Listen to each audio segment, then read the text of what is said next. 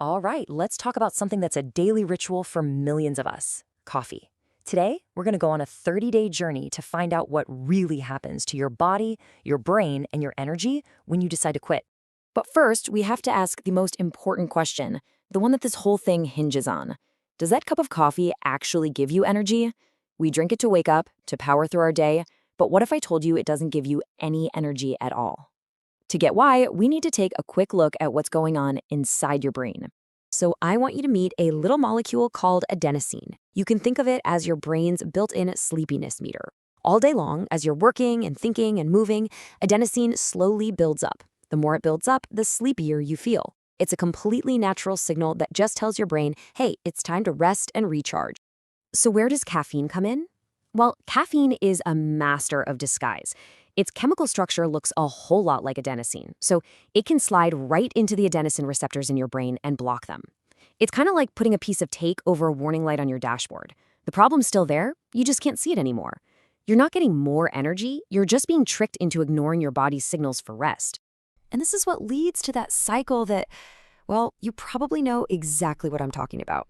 You drink coffee to block those tired feelings, but your brain is smart. It says, okay, if you're going to block my receptors, I'll just make more. So it builds more adenosine receptors, and suddenly that one cup of coffee just doesn't cut it anymore. You need a second, then maybe a third, just to get the same effect. And this constant battle can lead straight to burnout. So if all caffeine is doing is tricking our brains, what is it actually for? Like, why did plants even bother making this stuff in the first place? The answer is, well, it's a little weird. In the natural world, caffeine is a bug repellent. It's a chemical pesticide. For an insect that tries to munch on a coffee plant, caffeine acts as a neurotoxin that paralyzes and kills it. Now, obviously, it doesn't do that to us in the doses we take, but it's pretty wild to think that our beloved morning pick-me-up is actually nature's bug spray. Okay. So you've heard all that and you've decided, I'm curious. I want to see what my life is like without it. So what can you actually expect? Let's walk through the day-by-day, 30-day timeline of what happens when you quit. Here it is, the full roadmap for your journey. We're going to start with the hard part, the withdrawal. And yeah, it can be tough. Then we'll get to the turning point where things really start to get better. And finally, we'll hit the real payoff, getting your own natural energy back. Let's be honest.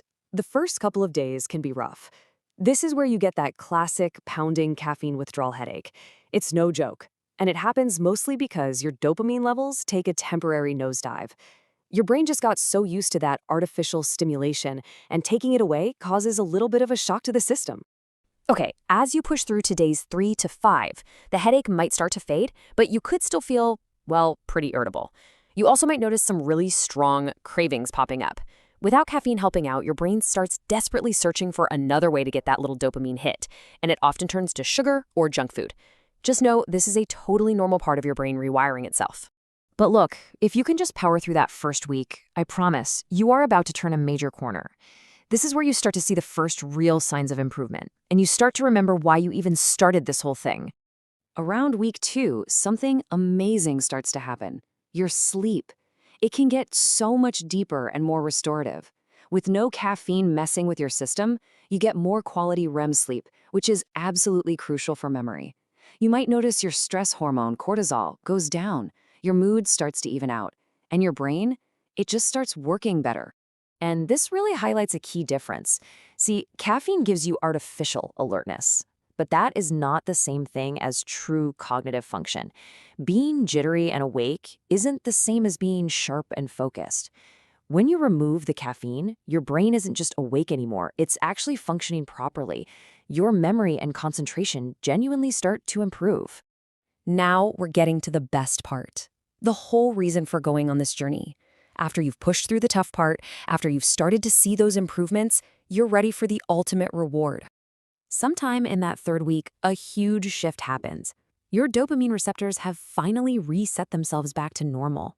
And that nagging physical, I need a coffee feeling, it's gone. The physical and psychological addiction has faded. You are officially free. And this freedom leads to the final payoff. In the last stretch of the month, you start to feel what real, sustainable energy actually feels like. It's not that spiky, anxious buzz from caffeine. It's a steady, calm, reliable energy that comes from one place. Genuinely deep, and restorative sleep. Your body is finally making its own energy, the way it was always meant to. So, the benefits are clear, but I know what you're thinking. That first week sounds awful. How can you actually make this journey doable? Well, here is a simple, straightforward action plan to help you succeed. Look, don't just go cold turkey if you don't have to. Make it easier on yourself. Step 1, switch from coffee to green tea. You're still getting a little caffeine, but way less, so it softens the blow. Then, step 2, gradually switch to herbal teas that have 0 caffeine. This keeps that nice, warm morning ritual alive. And finally, step 3, start actively building real energy. So, what are these real energy boosters?